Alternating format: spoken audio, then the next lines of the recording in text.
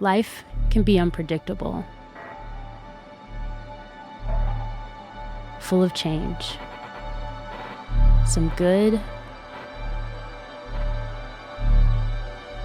some not so good, and some complicated.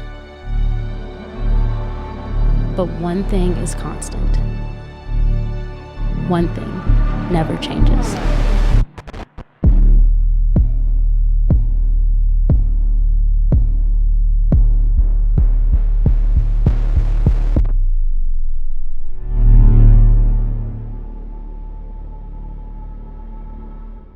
Three years ago, I went on holiday to the Greek island of Samos. For 2 weeks, all I had on my agenda was the beach, beer, and soaking up some sun.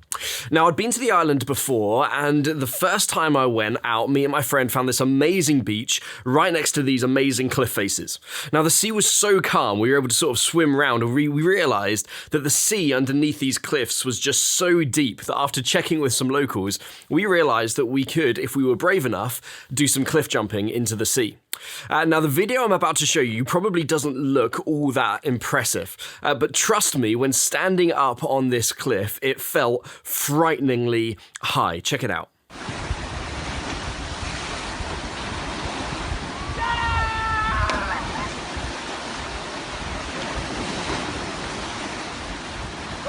So when I went out again 3 years ago, I decided with my friend to go back to this spot.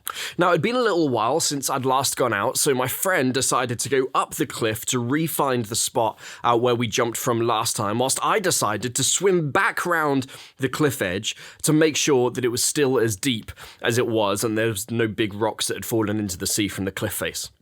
Now, I started to swim out and the sea was pretty calm, but about 5 minutes of swimming, something changed. I noticed that the waves started to get quite quickly they got bigger and the tide was noticeably stronger. I turned around and I realized that I was just completely out of control. No matter how hard I tried to swim, it was like I was just this bug in an ocean. And now, I'm not a particularly great swimmer anyway, and I immediately knew that I was in trouble. I couldn't get back to shore no matter how hard I tried to swim, and I couldn't reach the cliff edge, which left really nothing but just this open expanse of ocean.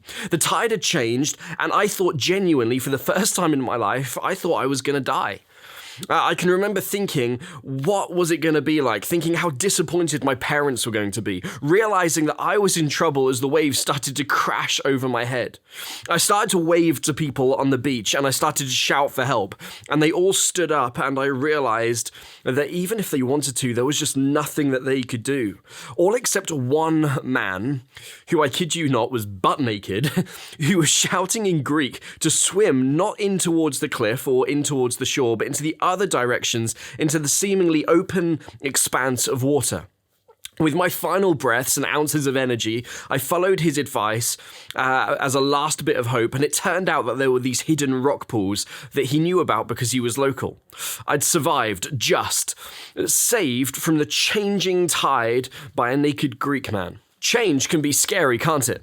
Not just changing tides, but life changes can leave us feeling stranded out at sea as well. Sometimes we don't even have to experience anything in real life to get our fear going. We can just simply imagine change going wrong. And it's enough to shut us down, whether it's fear of failure or fear of the unknown or fear of rejection. The list could go on, but you get the idea. Change isn't easy. But what if, even if everything carried on changing around us, there was a way not to get knocked off course by fear? What if there was a way to keep yourself from drowning amongst the waves when there was a sudden change in the tide? The Hebrew people were an incredibly important part in the history of the Christian faith. They were the group of people that God chose to remain connected with in this special way. Whatever you read about people in the Old Testament, the first part of the Bible, almost all of these guys were Hebrews. And most of the New Testament people that we read about in the second half of the Bible were ancestors of those Hebrews. At one point, the Hebrew people in the Old Testament, the first part of the Bible, they went to Egypt to escape this terrible famine.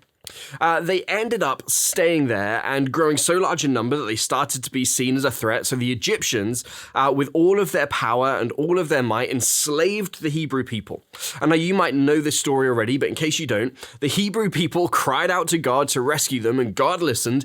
He sent a man called Moses to lead them out of slavery. You might remember like the 10 plagues and the Red Sea and all of that kind of stuff. Through Moses, God set these Hebrews free from slavery and committed to lead them to an incredible land of their own, a land that they called the Promised Land.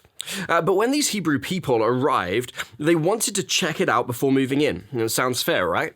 And so they sent these 13 spies to the land to check it out that they were hoping to make for their own, to see what this promised land was like. So after scouting out this land, they came to Moses and they said this: "We went into the land to which you sent us, and it does flow with milk and honey, all the good stuff. Here is its fruit." In other words, good news. This land is good land. All the hard work, all the toil in Egypt, all the desperation we faced in the desert wilderness, that was yesterday. This land has food, has shelter. This land is going to be a good place to live. But the spies also said, "The people who live there are powerful, and the cities are fortified and very large." Uh-oh. It was all good until they noticed that there were people living who appeared to be very powerful, who had built cities that seemed almost indestructible. In fact, the way in which these people are described is as if they were literally giants. "There we saw giants," they said, "and we were in our own sight as grasshoppers, and so we were in their sight." The spies got into the land and saw a problem. Giants. And they, like you or I, would be afraid. When you and I decide to make changes in our life, for better or for worse, we can also face giants, can't we? Too often in the form of fear. Many times we respond like the spies. We let fear take over. So even if we really want what's on offer or want what's on the other side, we stay exactly where we are. Fortunately, not all the spies came back with the same report. Two of the spies, Joshua and Caleb, came back with a completely different view from the other spies. They said to the entire Israelite assembly, "The land we passed through and explored is exceedingly good. And if the Lord is pleased with us, he will lead us into that land, a land flowing with milk and honey, and he will give it to us. Only do not rebel against the Lord, and do not be afraid of the people of the land, because we will devour them. Their protection is gone, but the Lord is with us. Do not be afraid of them." Listen, their fear didn't get the last word. Their fear was not the end of the story. Even if they were afraid, God would meet them on the other side of their fear. Here's the thing about trusting God. It's not always about not being scared. It's about following him even though you're scared. In other words, you can have courage even if ... You can fill in the blank with whatever you like. I have a friend who loves watching movies, and he has a couple of kids, and recently he said something to me that I just thought was so wise and so helpful and so true. He said that sometimes he brings his kids to the cinema, and occasionally something happens in the film that's a little bit scary. And he said that whenever there's something that is just a little bit scary, he never tells his kids not to be scared. Sometimes, he said, there are things that just are scary. Instead, what he does tell them is this: whatever happens, keep your eye on the hero. Because however scary the story gets, the hero will always come through. Here's the good thing about trusting God. It's not always about not being scared. It's about following him, even though you are scared. Trust the hero. You can have courage even if whatever. Here are a couple of things I want you to do to help you get started in having courage even if you're afraid.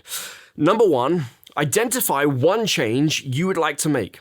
If you could change anything in your life right now that might make things better, what would it be? Different friends, a step away from a bad relationship, actually trying in school because you know it's going to make a difference. Identify one change that you would like to make. Number two, identify one fear that surfaces as you think of that one thing. What if no one likes me? What if people make fun of me? What if I mess it up? What if I fail or have to sacrifice something? What's the fear that you experience when you think of the one thing that you want to change? And then number three, invite God in. Trust the hero. Keep your eye on the hero. Trust that there is a God who calls you to something bigger, better, more powerful, of better value, where grace and joy and peace and love abound. When we live with the confidence of who God is, even when we're afraid, we can have courage. Hey, when you break into your groups later, take the opportunity to have other people walk alongside you in your fears, encourage you in your faith, and help you make good changes in your life.